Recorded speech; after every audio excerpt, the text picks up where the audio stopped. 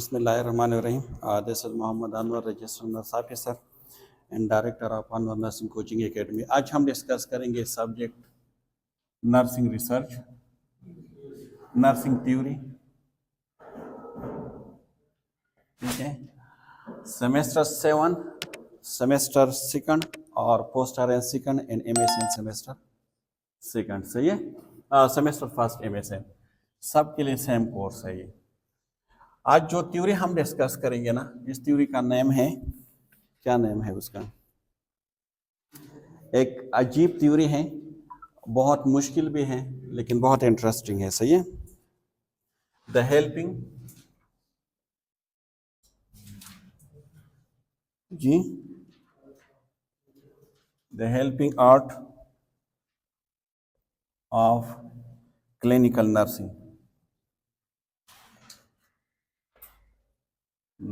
ठीक है, the helping art of clinical nursing. और ये जिस थ्योरिस्ट ने दी है इसका नाम क्या है, एरनस्टाइन वाइडेनबेच, ठीक है।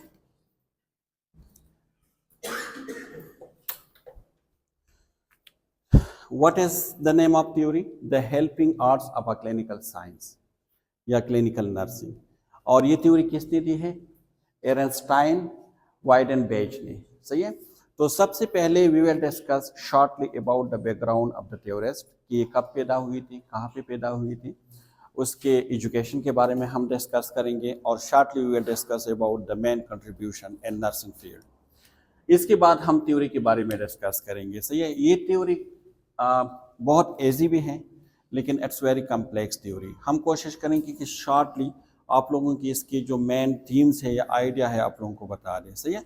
इसमें ऐसे 2-3 चीज़ें ऐसे हैं जो MCQs रिलेटेड इंपॉर्टेंस है, बाकी जो मेन थ्योरी है वो ऑलरेडी हम डिस्कस कर चुके हैं जो एग्जाम पॉइंट ऑफ व्यू से, लेकिन इसमें इसकी जो नर्सिंग प्रोसेस है, उसके सब टाइप है, वो सारे बहुत इंपॉर्टेंस होते हैं, कभी कभार MCQs में आते हैं, सही है। तो एरनस्टाइन जो है ये जर्मनी में पैदा हुए थे, हैम्बर्ग जर्मनी, ठीक है, 18 अगस्त 1900 में ये पैदा हुई थी, सही है। कब पैदा हुई थी, अगस्त 18 1900 में, सही है। कहाँ पे पैदा हुई थी, हैम्बर्ग जर्मनी, सही है।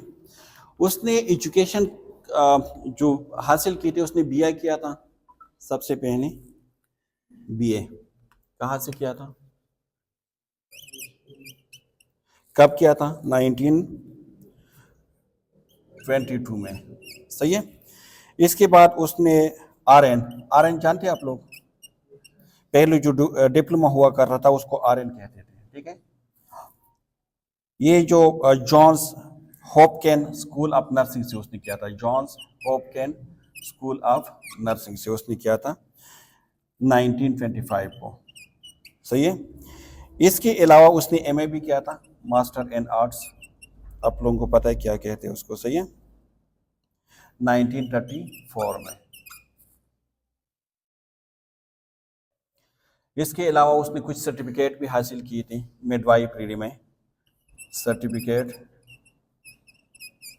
एंड मिडवाइफरी, ठीक है।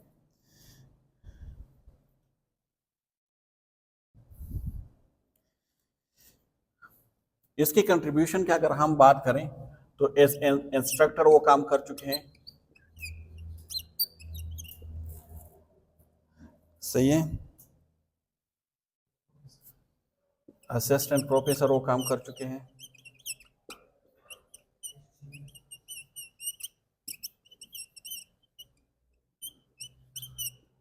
एसोसिएट प्रोफेसर वो काम कर चुके हैं, सही है। इसके अलावा उसने जो कॉन्सेप्ट है the helping art of a clinical nursing, इसके कॉन्सेप्ट भी किसने दिया था, concept of the helping art of clinical science, clinical nursing,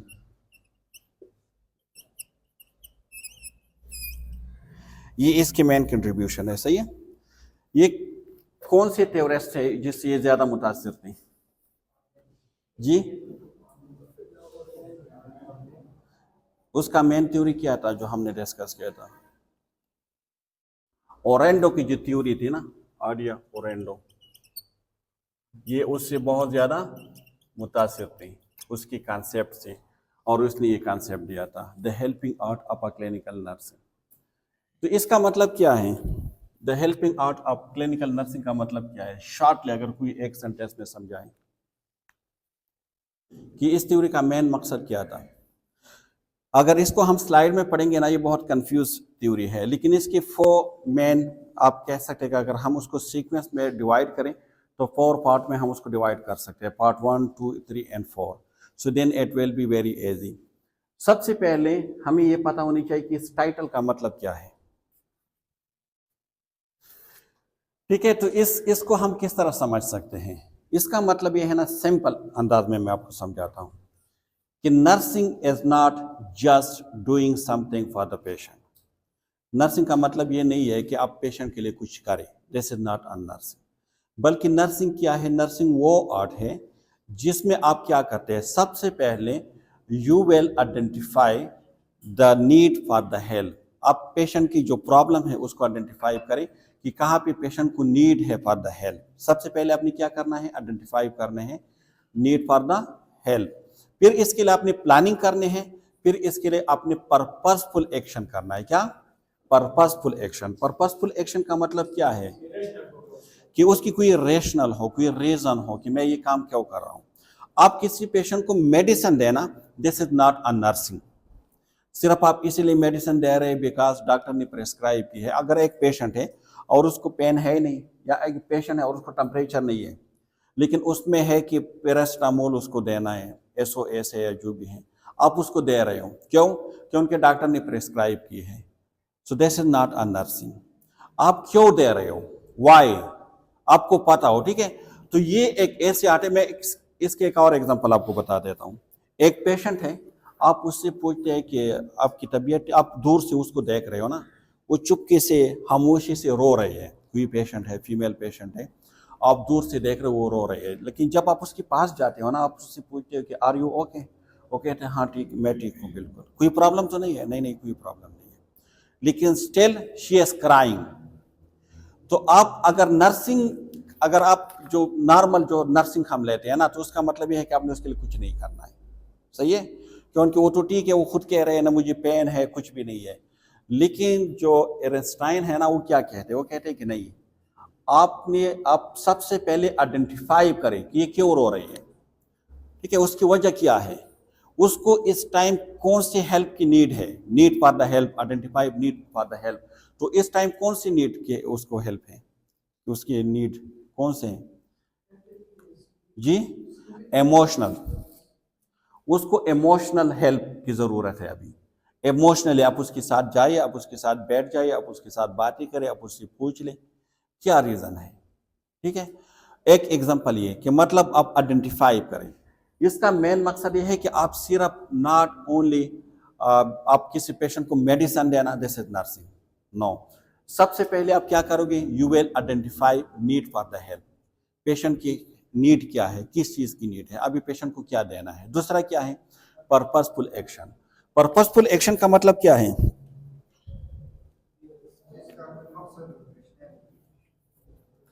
जिसका कोई मकसद हो। मैंने आपको कहा ना, डॉक्टर ने कहा है कि इंजेक्शन या इन्फ्यूजन प्रोवाज लगा रहे हैं, पैरास्टामोल है, ठीक है।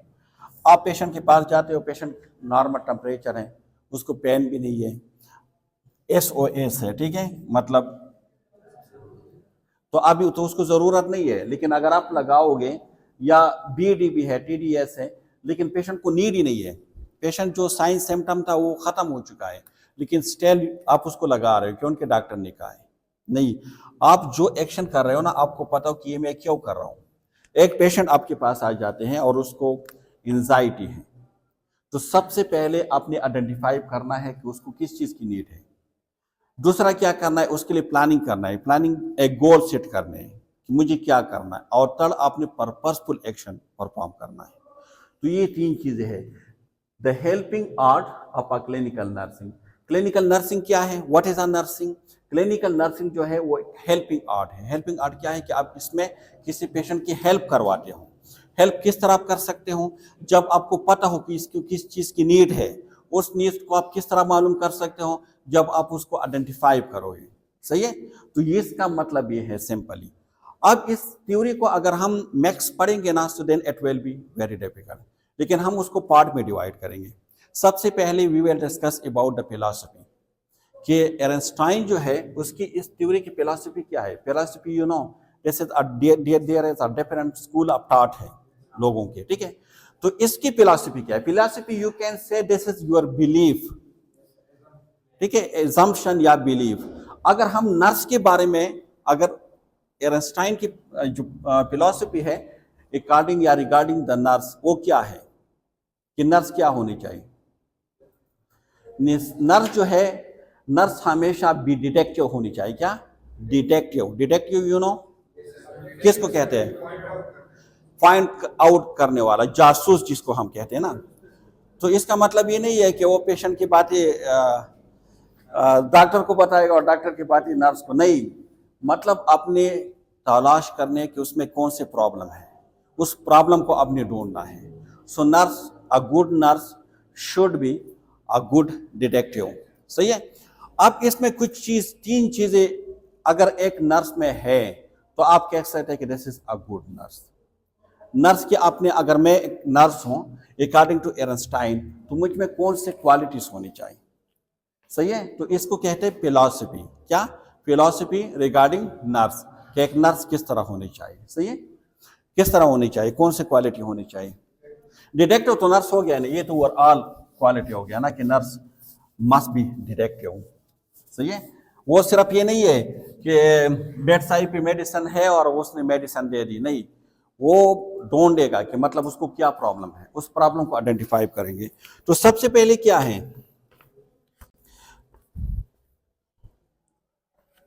देखिए ये जो वाई है ना, वाई, इसको आप याद रखें। हमेशा नर्स सोचेंगे ना वाई, दवाई, दवाई लफ्ज ये बहुत ज्यादा इंपॉर्टेंट है। इसको आगे मैं डिस्कस करूंगा किस तरह।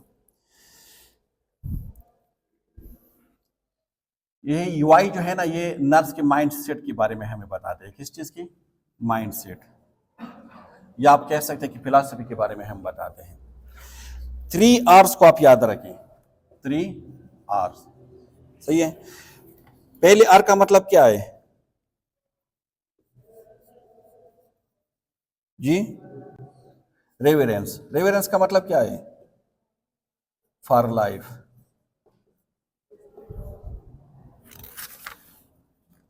रेवरेंस फॉर लाइफ, इसका मतलब क्या है कि the life is very precious. जिंदगी जो है ना, ये बहुत ज्यादा कीमती है। हर नर्स के माइंड में ये हो कि मेरे सामने जो पेशेंट है, चाहे वो किसी डिजीज के साथ हो, लेकिन जिंदगी क्या है?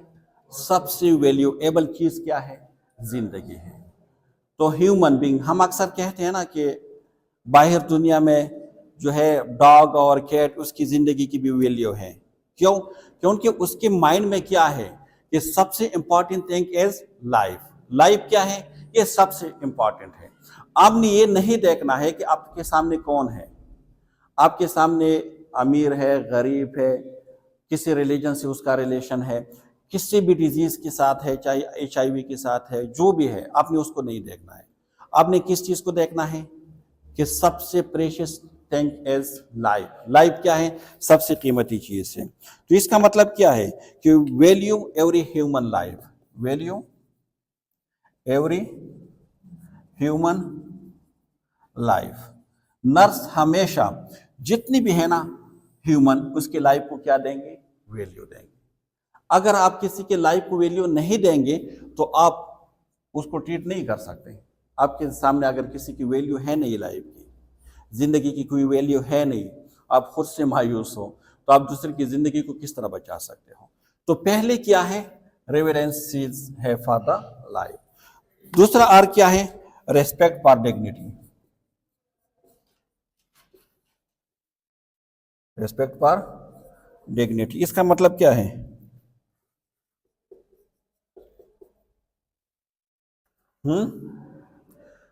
रिस्पेक्ट फॉर डिग्निटी का मतलब क्या है? हर इंसान को डील करना है विद रिस्पेक्ट। सही है? अगर आपको कोई पेशेंट बुलाए तो आपने उसको रिस्पेक्ट देना है। ऐसा नहीं है फिर क्या हुआ, इस तरह नहीं बोलना है। आप उसके पास जाए, आप उससे पूछ लें, अच्छे नेम से उसको पुकारे, सर के नेम से पुकारे, मैडम के नेम से पुकारे, अगर कुछ नहीं है तो उसका अपने नेम से पुकारे। लेकिन अगर आपने उसको केयर प्रोवाइड करना है तो the care should be with dignity. Patient को ये महसूस हो कि देयर इज कोई है जो मेरी मतलब ख्याल रखते हैं। सही है? उखरा और डक्षा वाला किस्सा सिंपल। क्लियर? थर्ड नंबर पे क्या है? Resolve to act. आप जो भी काम करते हो ना, जो भी काम करते हो, आप इस यकीन के साथ, इस बिलीव के साथ वो काम करें कि इसका पर्पस क्या हो, कि जो प्रॉब्लम है उस प्रॉब्लम को मुझे क्या करना है? रिजॉल्व करना है। मतलब पेशेंट जिस प्रॉब्लम के साथ आया है उस प्रॉब्लम को आपने क्या करना है? रिजॉल्व करना है। तो ये 3 मेन आप कह सकते हैं कि बिलीफ या फिलॉसफी है रिगार्डिंग द नर्स, कि नर्स में हमेशा क्या होनी चाहिए? रिवरेंस हो। उस लाइफ यानी हर जितने भी ह्यूमन बीइंग है उसके लाइफ को वो वैल्यू दे रहे हो।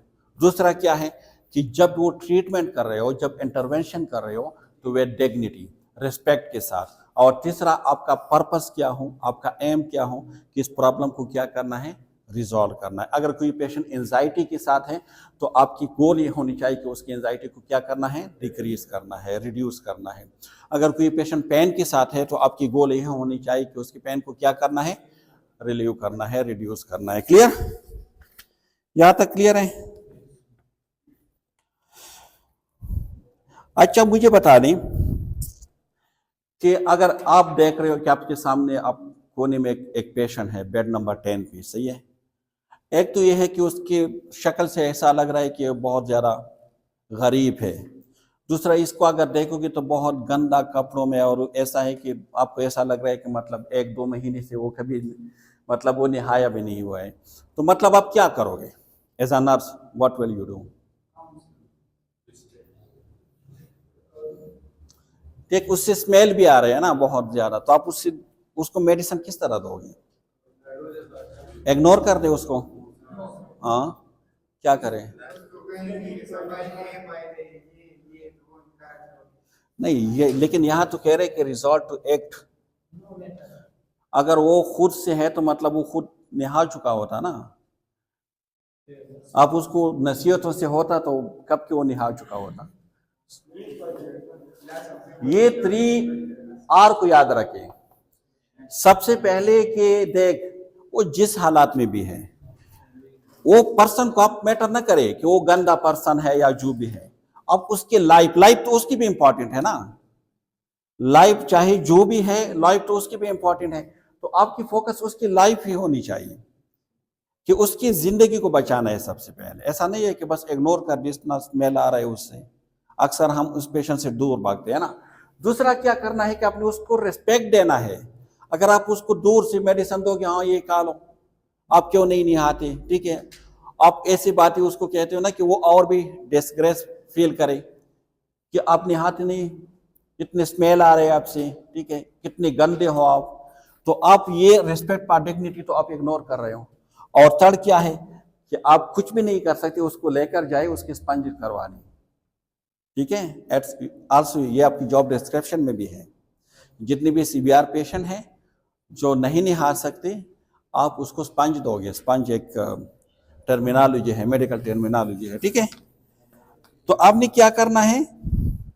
आपने रिस्पेक्ट के साथ उसको डील करना है। सही है? कि उनकी लाइफ तो उसकी भी इंपॉर्टेंट है ना। हमारे फोकस जो आइंस्टाइन है ना, वो तो ये कहते हैं कि फोकस किस चीज के ऊपर हो?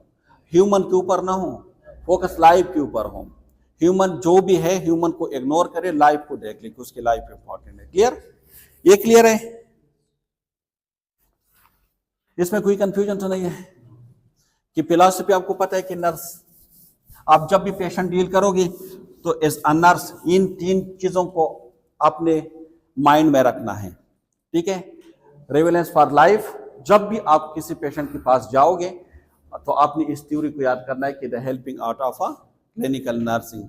तो आपके माइंड में हो कि रिलेवेंस फॉर लाइफ की सबसे इंपॉर्टेंट चीज क्या है? लाइफ है। दूसरा है डिग्निटी, रिस्पेक्ट फॉर डिग्निटी। हर इंसान की अपनी सेल्फ एस्टीम है, आपने उसको ख्याल रखना है। एंड द थर्ड वन, आप जो भी काम करोगे उसका मेन मकसद हो कि जो प्रॉब्लम है वो रिजॉल्व हो। ठीक है, सो 3R को अपने माइंड में रखना है। अब हम बात करेंगे मेटा पैराडाइम की। किस चीज की? Meta paradigm of this theory. क्या है मेटा पैराडाइम? सबसे पहले है पर्सन। पर्सन क्या है? Human. So according to this theory person कौन है?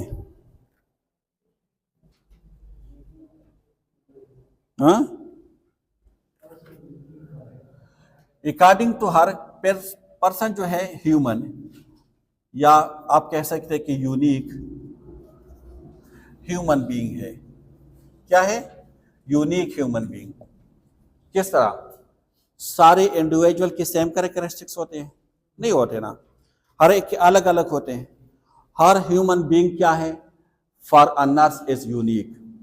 कोई ऐसे होंगे जो अपने बहुत ज्यादा ख्याल रखेंगे, कोई ऐसे होंगे जो अपने आप को इग्नोर मतलब करेंगे, इतना ख्याल नहीं रखेंगे अपने हेल्थ का। सही है। हर इंसान जो है यूनिक है विद फीलिंग। हर इंसान की फीलिंग क्या है? सेम है। हाँ, हर इंसान के गोल सेम है। हर इंसान की स्ट्रेंथ सेम है। हाँ, ठीक है। तो इसका मतलब क्या है कि पर्सन क्या है? अकॉर्डिंग टू एर्नस्टाइन ह्यूमन बीइंग है, लेकिन कौन सा ह्यूमन बीइंग है? यूनिक। बिकॉज हर इंसान की फीलिंग अलग होते हैं, गोल्स अलग होते हैं और स्ट्रेंथ अलग होते हैं। ठीक है। कोई कोई पेशेंट ऐसे होते हैं कि वो अपने लिए गोल सेट करते हैं पहले से, कि मतलब मुझे एक्सरसाइज करना है, मुझे ये डाइट, बैलेंस डाइट लेने, ये चीज़ नहीं लेनी, लेकिन हर कोई नहीं कर सकते। तो आपने उसको क्या करना है? As a unique human being लेना है। सबको आपने सेम ट्रीट नहीं करना है, अकॉर्डिंग टू ह्यूमन आपने उसको ट्रीट करना है। कुछ लोग बहुत ज़्यादा पोलाइट होते हैं, ठीक है, तो उसके साथ डीलिंग बहुत आसान होते हैं। लेकिन कुछ लोग बहुत ज़्यादा एग्रेसिव होते हैं, उसके साथ डीलिंग मुश्किल होते हैं। तो आपने दोनों के साथ डीलिंग करने हैं अकॉर्डिंग टू ह्यूमन कैरेक्टरिस्टिक्स। दूसरा क्या है? हेल्थ। हेल्थ के बारे में उसने कुछ नहीं कहा है। उसने कहा है कि हेल्थ की जो WHO डिफिनीशन है वही डिफिनीशन एर्नस्टाइन ने भी की है कि health is a complete state of physical, mental and social wellbeing. सही है। तो सेम डिफिनीशन WHO की जो डिफिनीशन है वही डिफिनीशन यहाँ पे इसने भी की है। सही है।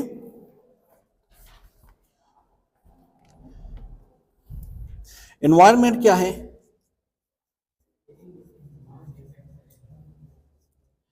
ठीक है। एनवायरमेंट के बारे में एर्नस्टाइन ने ये कहा है कि एवरीथिंग या एनीथिंग विच सराउंडिंग अस, और वो हमें इफेक्ट करते हैं, चाहे कोई डिजीज हो, चाहे कोई सपोर्ट हो, ठीक है, जो भी है, फ्रेंडशिप हो, फिजिकल, और ये सारे उसने कवर किया। लेकिन सिंपली उसने कहा है कि एवरीथिंग इफेक्टिंग द पेशेंट, चाहे प्लेस हो, चाहे पीपल हो, चाहे स्ट्रेस हो, चाहे सपोर्ट हो। सिंपली उसने क्या कहा है एनवायरमेंट को कि एवरीथिंग जी affecting the patient।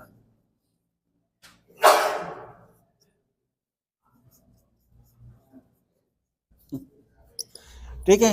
चाहे वो प्लेस भी हो सकता है, स्ट्रेस भी हो सकता है, पर्सन भी हो सकता है, और सपोर्ट भी हो सकता है। आप कहेंगे सपोर्ट किस तरह? Positive effect. सही है। तो अकॉर्डिंग टू एर्नस्टाइन एनवायरमेंट क्या है? एवरीथिंग इफेक्टिंग द पर्सन, चाहे प्लेस हो, चाहे स्ट्रेस हो, चाहे पर्सन हो, चाहे सपोर्ट हो, जो भी है वो आपको इफेक्ट करते हैं, आप के ऊपर उसका इफेक्ट है, तो उसको हम कहते हैं environment. The last one is nursing. Nursing क्या है? अ हेल्पिंग आर्ट है। क्या है? Helping art. Not just a list of task, not just a list of task. ठीक है, नर्सिंग का मतलब ये नहीं है कि मतलब आपके पास आपने ये काम भी करना है, आपने वो काम भी करना है, आपने वो काम भी करना है, एक लिस्ट हो नहीं। नर्स जो है वो एक हेल्पिंग आर्ट है, और हेल्पिंग आर्ट में मैंने कहा क्या कहा कि सबसे पहले 3 काम आपने करने हैं। सबसे पहले आपने आइडेंटिफाई करने हैं नीड फॉर द हेल्प। आपने ये आइडेंटिफाई करने की पेशेंट की कौन सी नीड है, प्रॉब्लम है, क्योंकि जब तक आप पेशेंट की नीड को नहीं आइडेंटिफाई करोगे आप पेशेंट की हेल्प नहीं कर सकते। दूसरा क्या है कि उसके लिए आपने प्लानिंग करने हैं, और थर्ड नंबर पे क्या है कि आपने पर्पसफुल एक्शन या एक्ट करने हैं ताकि उसका जो प्रॉब्लम है वो रिजॉल्व हो। तो मेटा पैराडाइम अकॉर्डिंग टू एनस्टाइन क्या है, पर्सन क्या है, यूनिक ह्यूमन बीइंग है। WHO की डिफिनेशन सेम डिफिनेशन एनस्टाइन ने भी की है कि health is a complete physical mental and social wellbeing है। एनवायरनमेंट क्या है, उसने कहा है कि एवरीथिंग जो इफेक्ट करते हैं किसी पर्सन के ऊपर, उसका चाहे पॉजिटिव हो या नेगेटिव हो, उसको उसने एनवायरनमेंट का नाम दिया है। और नर्सिंग को उसने कहा है कि this is a helping art है, नॉट जस्ट अ लेस्ट। एक लेस्ट नहीं है कि मतलब आपको एक टास्क दिया जाए और आप उसको परफॉर्म करें। मैंने पहले कहा था कि इस टाइटल का मतलब ये है कि nursing is not just doing for the patient, बल्कि अपने पेशेंट की जो हेल्प करने हैं, हेल्पिंग आर्ट है। देख इसके एक एग्जांपल मैं बता देता हूँ। एक दो स्टाफ है, दो नर्स हैं, ठीक है।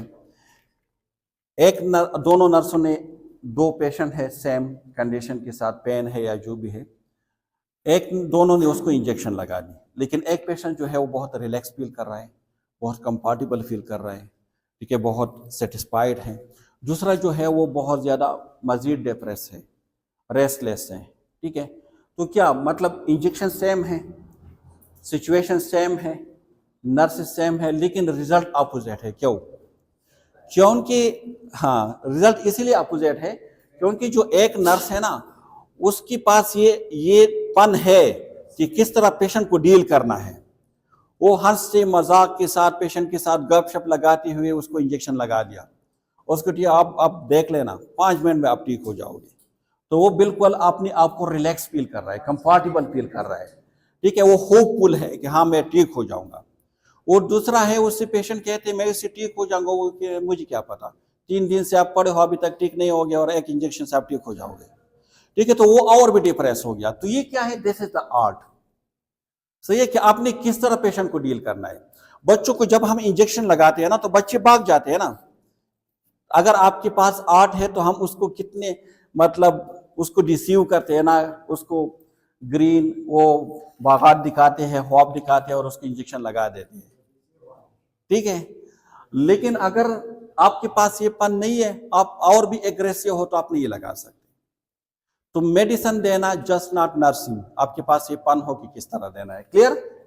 मेटा पैराडाइम समझ में आ गया आपको? ये बहुत आसान है।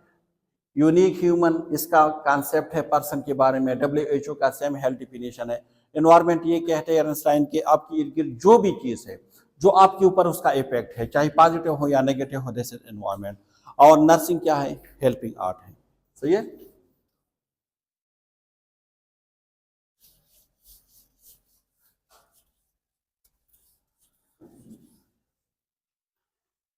अच्छा, नेक्स्ट क्या है जी? इस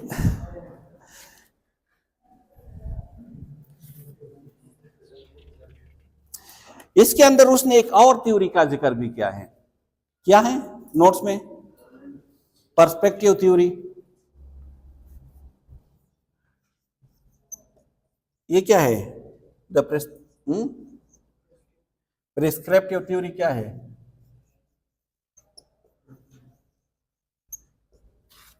इसको आप द प्लान कह सकते हैं। क्या प्लान? प्रिस्पेक्टिव थ्योरी क्या है आइंस्टाइन के मुताबिक? जी, CPR से आप उसको याद कर सकते हैं। किस चीज से? CPR क्या है जी? CPR क्या है?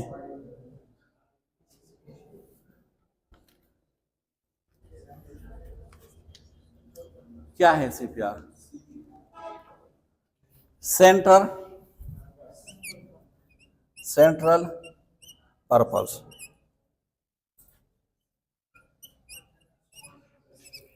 सेंटर पर्पस का मतलब क्या है?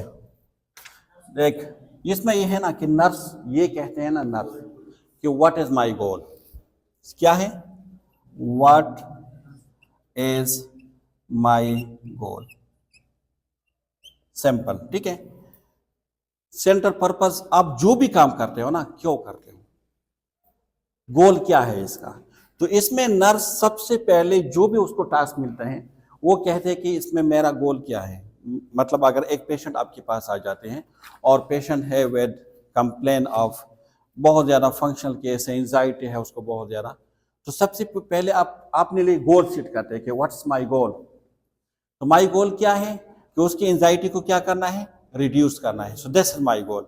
तो इसके बाद आप जो भी काम करोगे ना, जो भी काम करोगे, तो आपकी मेन फोकस किस चीज के ऊपर होंगे कि उसके जो एंजाइटी है उसको रिड्यूस करना है।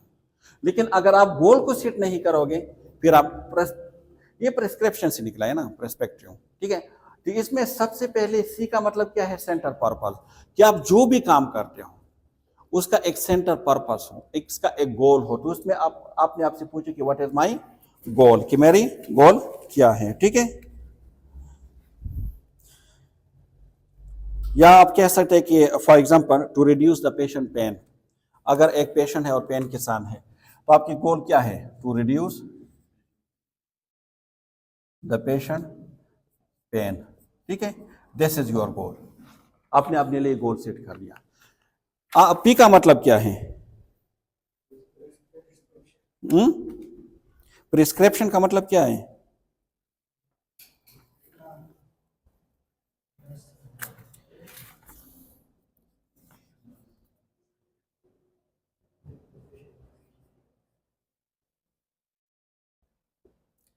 ठीक है। प्रिस्क्रिप्शन, प्रिस्क्रिप्शन ऑलरेडी ऊपर दिया गया है ना। ठीक है। तो इस पी को आप प्लान भी समझ सकते हैं, आसानी के लिए आप इसको प्लान, पी से प्लान। तो इसमें आप क्या पूछते हो अपने लिए कि व्हाट इज माय प्लान। ठीक है। गोल तो मेरा गोल क्या है, पेशेंट की पेन को रिड्यूस करना। लेकिन किस तरह मैं उसको रिड्यूस कर सकता हूं? ठीक है। मैं उसकी पेन को किस तरह रिड्यूस करूं? तो पोजिशनिंग के साथ कर लूँ, उसको कोई मेडिसिन दे दूँ, मसाज थेरापी करवा दूँ, मेडिएशन करवा दूँ, क्या करूँ, किस तरह मैं उसकी पेन को रिड्यूस करूँ। इसके लिए आप क्या करोगे, प्लानिंग। प्लानिंग में आप शॉर्ट टर्म प्लान भी कर सकते हो, लॉन्ग टर्म प्लान भी कर सकते हो। सही है। या अगर किसी पेशेंट की एंजाइटी है और आपकी गोल ये है कि इस एंजाइटी को रिड्यूस करना है, बट हाउ, किस तरह, तो आप जो प्रिस्क्रिप्शन थ्योरी है उसकी हेल्प से आप कर सकते हैं। सबसे पहले आप गोल सेट करें। आपके पास जो पेशेंट आते हैं वो मल्टीपल साइन सिम्टम के साथ आते हैं ना, मल्टीपल कंप्लेन के साथ आते हैं। तो सबसे पहले अपनी गोल सेट करने हैं कि सबसे पहले मुझे क्या करना है, इस पेशेंट में मुझे क्या करना है। ठीक है। फिर इसके लिए आप सेकंड अपने आप से पूछिए, पहले अपने पूछ लिया अपने आप से कि व्हाट इज माय गोल, इस पेशेंट में मैं क्या कर सकता हूं। आपने गोल सेट कर दिया, next you will ask from yourself what is my plan. इस गोल को, इस पेन को मैं किस तरह रिड्यूस करूं। सही है। फॉर एग्जाम्पल आप कह सकते हैं कि I will give pain medication, reposition them and use a calm voice. ठीक है। किस तरह आप कर सकते हो, पेन मेडिकेशन के थ्रू कर सकते हो, मेडिएशन के थ्रू कर सकते हो। सही है। रिपोजिशनिंग के साथ कर सकते हो। मुख्तलिफ ये आपके प्लान है, किस तरह आपने करने हैं। आर का मतलब क्या है, रियलिटीज। रियलिटीज का मतलब क्या है, हाँ,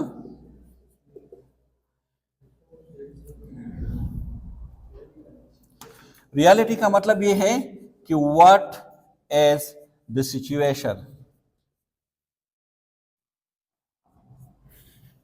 देख, कुछ रियलिटी को अपने मानने पड़ेगी, अकॉर्डिंग टू सिचुएशन अपनी डील करने। कुछ ऐसी चीजें है, कुछ ऐसे फैक्टर है जो आपके प्लान और आपकी गोल पे उसका इफेक्ट हो सकता है। तो वो सिचुएशन कौन सी है, वो फैक्टर कौन से है। ठीक है।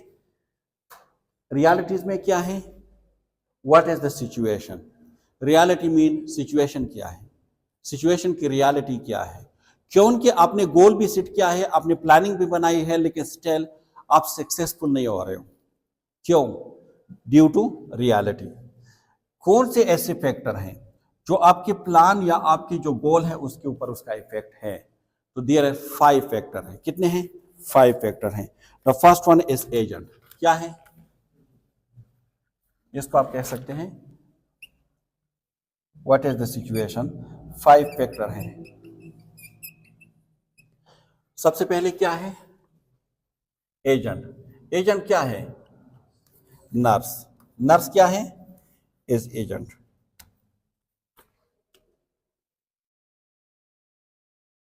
द नर्स, इसका मतलब क्या है? Your scale. ठीक है, सबसे important your scale, your knowledge, your intellectual ability, ये इफेक्ट करते हैं प्लानिंग पे या इस पे या नहीं?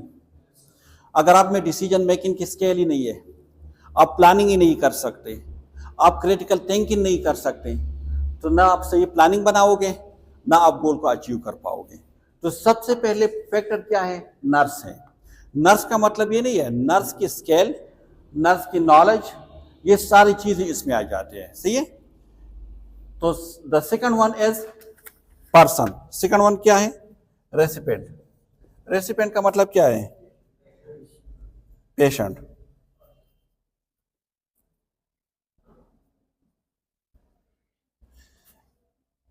द पेशेंट, इसमें मतलब क्या है द पेशेंट का? क्या मतलब है?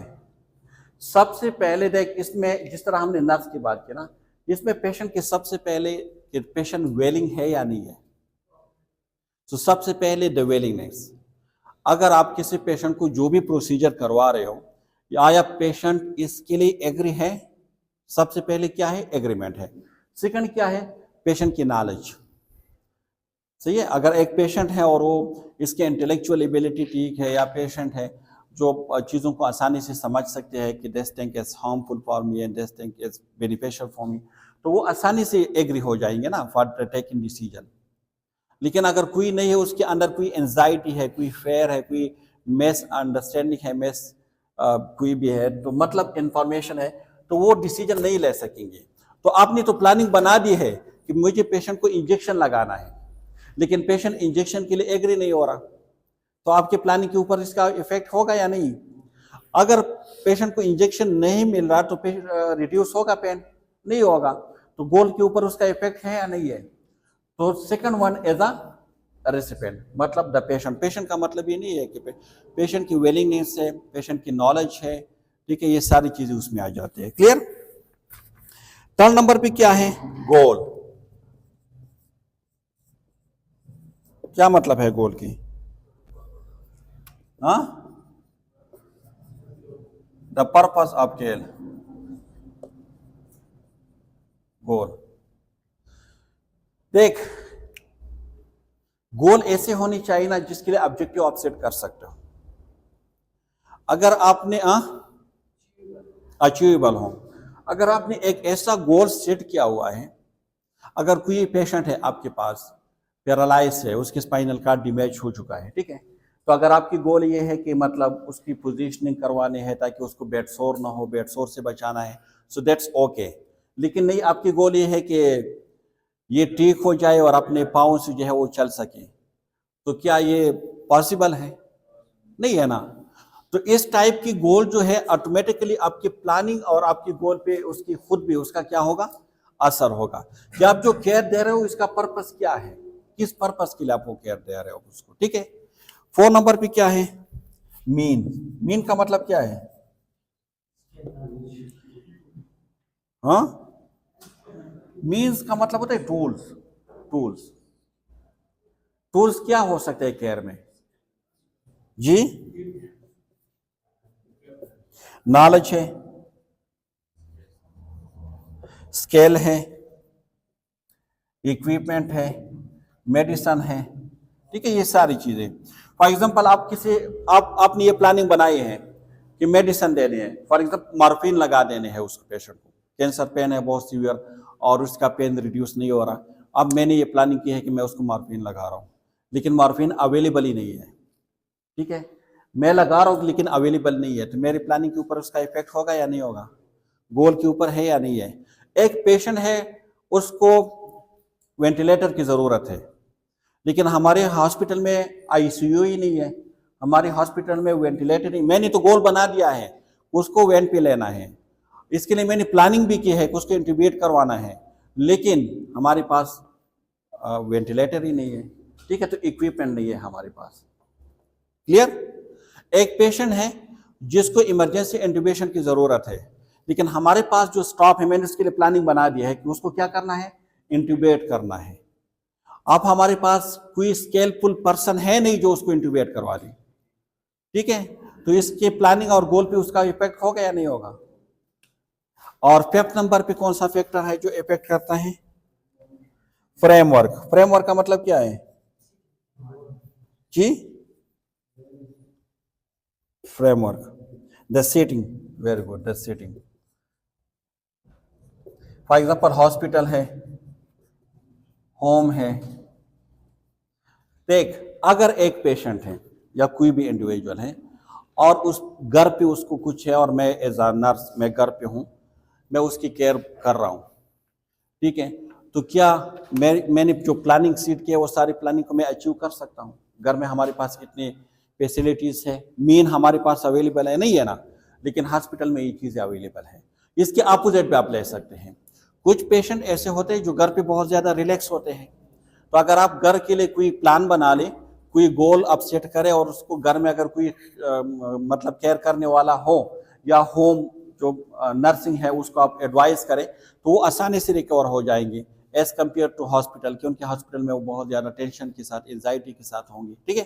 तो ये फैक्टर है, ये इफेक्ट करते हैं, ये आपके किस चीज़ के ऊपर, रियलिटीज, सिचुएशन के ऊपर, आपकी जो सिचुएशन है इसके ऊपर ये इफेक्ट करते हैं। क्लियर। और ये सिचुएशन इफेक्ट करते हैं आपके प्लानिंग के ऊपर, और प्लानिंग इफेक्ट करते हैं आपके गोल के ऊपर। ये क्या है, इंटर रिलेटेड है। तो ये थ्योरी आपको समझ आ चुकी है, प्रिस्क्रिप्शन वाला। हाँ,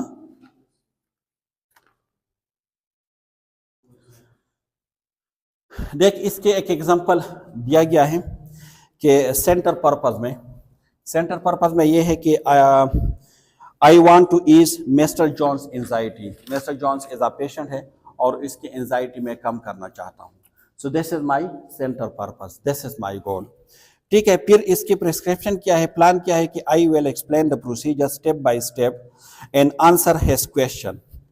मैं उसको अगर कोई भी प्रोसीजर मैं उसको करवा रहा हूँ, फॉर एग्जांपल उसके पोजीशनिंग करवा रहा हूँ, या उसको कोई मसाज थेरापी करवा रहा हूँ, या कोई उसको इंजेक्शन लगा रहा हूँ, तो मैं उसको एक्सप्लेन कर रहा हूँ कि मैं ये करूँगा स्टेप बाय स्टेप। अगर उसको कोई क्वेश्चन है कि मतलब इसकी वजह से मुझे पेन तो नहीं होगा, ये मुझे उसके आंसर, तो इसकी एंजाइटी क्या हो जाएगी, और भी कम हो जाएगी। इस रियलिटी में क्या है, एजेंट में सबसे पहले क्या है कि I am a train nurse, मैं क्या हूँ, I am a train nurse. Recipient क्या है, जो पेशेंट है, ठीक है, लेकिन वो क्या है कि नर्वस है, एंजाइटी के साथ है, ठीक है। इसके अलावा गोल क्या है, सिंपल, रिड्यूस एंजाइटी गोल है। और means I have my knowledge in a calm, मेरे पास नॉलेज है, this is my mean tools, knowledge, I have knowledge, किस तरह पेन कम करने हैं। फ्रेमवर्क क्या है, we are in a busy free of room, सही है। मुसीबत क्या है यहाँ पे है कि मैं बहुत ज़्यादा बिजी हूँ, किस चीज़ में, फ्री ऑफ रूम में मैं बिजी हूँ। मैंने ये प्लानिंग सब कुछ बना दी है, मेरे पास नॉलेज भी है, मैं एक ट्रेन नर्स भी हूँ, ठीक है, मुझे पता है कि किस तरह पेशेंट की एंजाइटी को रिड्यूस करना है, पेशेंट को लेकिन आई एम अ बिजी। तो ये एक फैक्टर जो है सिचुएशन के ऊपर उसका नेगेटिव इफेक्ट है, बाकी जितनी भी है उसके ऊपर पॉजिटिव इफेक्ट है। क्लियर। कितने पार्ट हमने पढ़ ली, 3।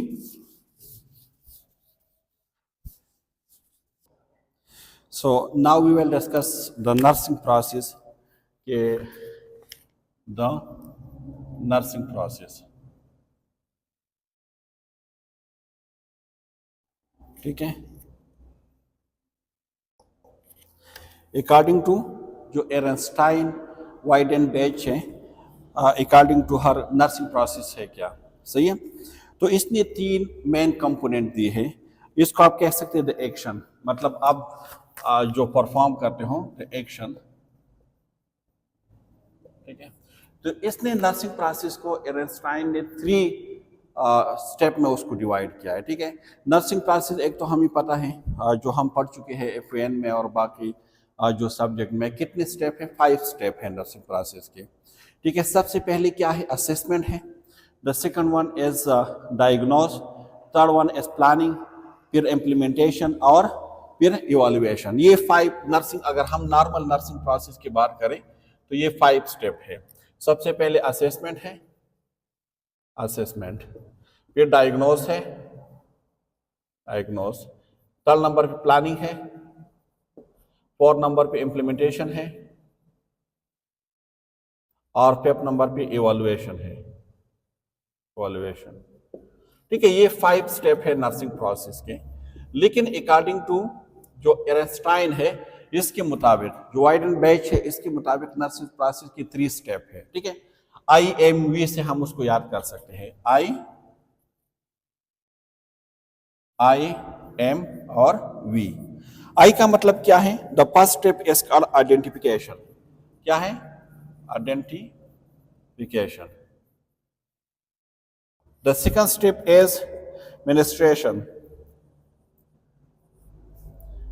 ministration,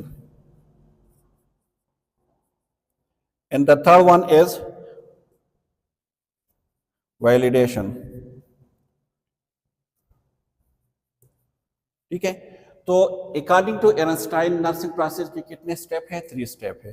the first one identification, the second one is ministrations and the third one is a validation.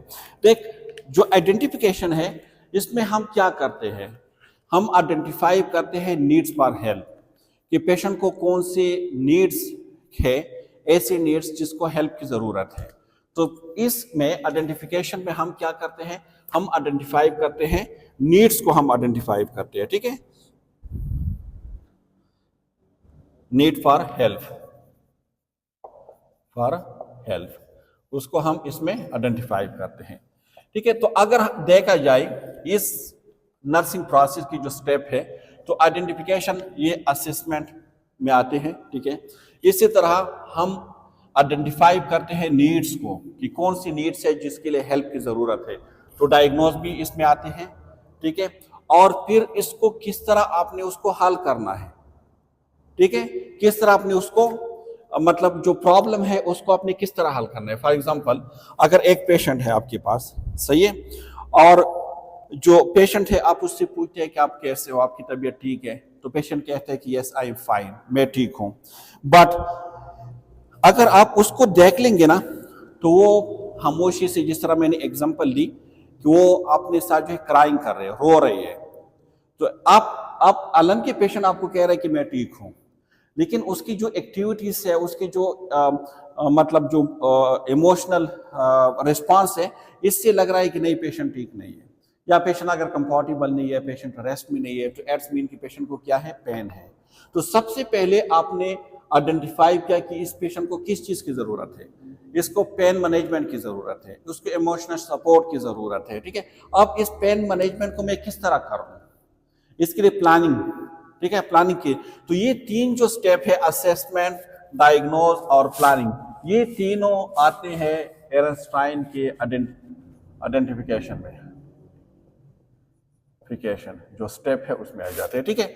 फिर क्या है, इम्प्लीमेंटेशन है। जो एडमिनिस्ट्रेशन है उसमें हम क्या करते हैं, इसमें कैरी आउट हम करते हैं, या गेव जो नीड जरूरत है, जो नीड हमने आइडेंटिफाई की है हेल्प के लिए, हम उसमें वो दे देते हैं, ठीक है। तो इसमें हम क्या करते हैं, गिव द नीडेड केयर, इसमें गिव द नीडेड केयर, जो केयर नीड है उसको हम उसमें वो केयर दे देते हैं। तो it's mean this is the implementation. For example, अगर पेशेंट को पेन है, तो इसमें हम पेन मैनेजमेंट में हम क्या करते हैं, हम पेन की जो मेडिकेशन है वो हम पेशेंट को दे देते हैं। इमोशनल सपोर्ट है तो हम इमोशनल सपोर्ट प्रोवाइड करते हैं, ठीक है। तो इसमें जो एडमिनिस्ट्रेशन है वो कौन से स्टेज में आ जाते हैं, इम्प्लीमेंटेशन के स्टेज में आते हैं। मतलब जो नीड आपने आइडेंटिफाई की है, जो प्रॉब्लम आपने आइडेंटिफाई की है कि इसकी ज़रूरत है पेशेंट को, तो हम उसको कैरी आउट करते हैं किसमें, एडमिनिस्ट्रेशन में।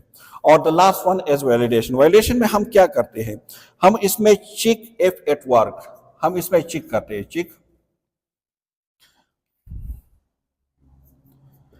If at work. ठीक है, हम इसमें चेक करते हैं कि आया जो केयर हमने प्रोवाइड किया है वो हेल्पफुल है या नहीं है। जो जिस तरह हमने एग्जांपल दी कि एक पेशेंट है, हालांकि वो कह रहे हैं कि हम फाइन, मैं ठीक हूँ, लेकिन जब आप ने उस मतलब उसके जो इमोशनल रिस्पांस देख लिया या पेशेंट की मूड्स, तो इससे ऐसा लग रहा है कि पेशेंट कंफर्टेबल नहीं है, पेशेंट रिलैक्स नहीं है, उसको कुछ प्रॉब्लम है। तो आपने आइडेंटिफाई किया कि वो क्या है, पेन है पेशेंट को। एडमिनिस्ट्रेशन में आपने क्या किया, आपने यहाँ पे प्लानिंग सब कुछ बना दी थी कि उसको पेन मेडिकेशन देना है या मसाज थेरापी देना है, तो यहाँ पे आपने वो मेडिकेशन पेशेंट को दे दी।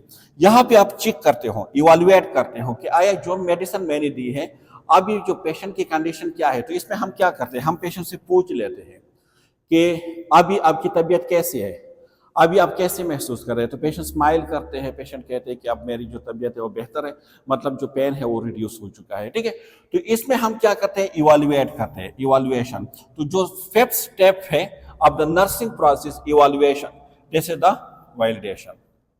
तो अकॉर्डिंग टू एरनस्टाइन अगर पेपर में आ जाए कि कितने स्टेप है नर्सिंग प्रोसेस की, so there are 3 step of nursing process according to Ernestine. कौन कौन से हैं, आइडेंटिफिकेशन है, आइडेंटिफिकेशन आपकी जो फर्स्ट 3 स्टेप है, असेसमेंट, डायग्नोज, प्लानिंग, उसको कवर करते हैं। And the next one is administration, this is जो आपके इम्प्लीमेंटेशन स्टेप है उसको कवर करते हैं। And the last one is a validation, ये वैलिड मतलब डबल चेक, हम किसी चीज को चेक करते हैं, हम उसको वेरीफाई करते हैं कि आया जो मेडिसिन या जो इंटरवेंशन मेरी ली है वो मेडिसिन या इंटरवेंशन हेल्पफुल है या नहीं है। तो ये इवैल्यूएशन में आते हैं। तो ये 3 स्टेप हैं एरनस्टाइन की थ्योरीज की। ठीक है, कि कौन कौन से और कब कब आपने उसको इम्प्लीमेंट करना है। तो पेपर में अगर आ जाए कि कितने, हाउ मेनी स्टेप एरनस्टाइन जो थ्योरी है, तो इसकी कितने हैं, 3 स्टेप है, आइडेंटिफिकेशन, एडमिनिस्ट्रेशन एंड वैलिडेशन। अच्छा, अब हम डिस्कस करेंगे स्ट्रेंथ को। स्ट्रेंथ क्या है इस थ्योरी की, सही है, क्रिटिक यानी स्ट्रेंथ और वीकनेस को हम डिस्कस करेंगे।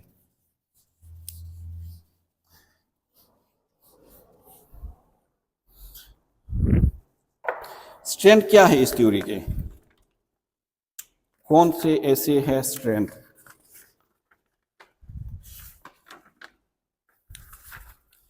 ठीक है, हम डिस्कस करेंगे स्ट्रेंथ को।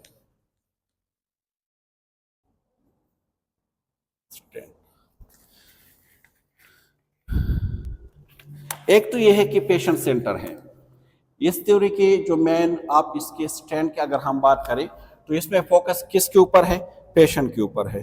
तो हम इसको कहते हैं कि पेशेंट सेंटर थ्योरी है। ठीक है, या इसको आप कह सकते हैं कि पेशेंट को फर्स्ट प्रायोरिटी पे आप लेते हैं। दूसरा यह है कि ये एनेबल करते हैं आपको मेक नर्स थिंक क्रिटिकली। ठीक है, जो नर्स है उसको क्रिटिकल थिंकिंग उसमें क्या करते हैं, एनहांस करते हैं और ये प्रोमोट करते हैं।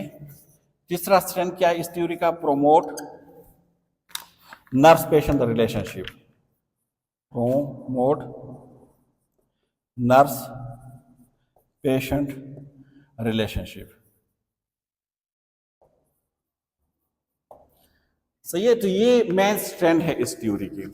एक तो ये है कि इसमें हमारे मेन फोकस कौन है, पेशेंट है, सो this is a patient centre theory. दूसरा क्या है कि ये नर्स की जो क्रिटिकल थिंकिंग है, क्योंकि जब भी आप किसी पेशेंट की नीड को आइडेंटिफाई करोगे तो आप इसके लिए क्रिटिकल थिंकिंग करोगे, क्योंकि इसमें ये पेशेंट आपको नहीं बताएंगे, आपने खुद से ऑब्जर्व करना है, खुद से अपने उसमें जो नीड्स है फॉर द हेल्प, उसको आपने आइडेंटिफाई करना है। तो जब भी आप किसी चीज़ को एनालाइज करते हो तो इसके लिए हम क्रिटिकल थिंकिंग करते हैं। तो ये जो नर्सेस की क्रिटिकल थिंकिंग है उसको एनहांस करते हैं, और ये एक पेशेंट और नर्स की रिलेशनशिप को प्रमोट करते हैं, क्योंकि आपके पेशेंट की जो प्रॉब्लम है आप उसको आइडेंटिफाई करते हैं और उस प्रॉब्लम को आप हल करने की कोशिश करते हैं। तो इससे जो रिलेशनशिप है, ट्रस्ट बिल्ट होता है, और इसकी बेस पे फिर आपकी जो रिलेशनशिप है वो प्रोमोट होते हैं इसके। ठीक है, अब हम डिस्कस करेंगे वीकनेस को। वीकनेस या लिमिटेशन आप कह सकते हैं।